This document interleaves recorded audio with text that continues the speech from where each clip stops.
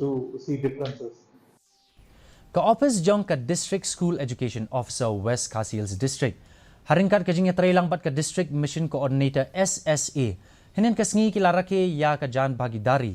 Bat Pynlong ru ya ki program halor ka pangpadeng ensuring foundation literacy and numeracy, especially in blended learning.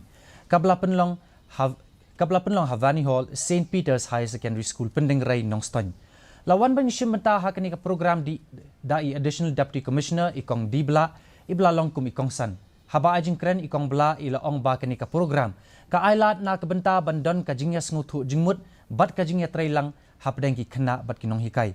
Watla ila banjur ba ka puli ka puti kadai banlong ka basngutanat ya ki kena puli bat kamdai bantaw lani ban basyam ya ka mensiam snguting snusir haki.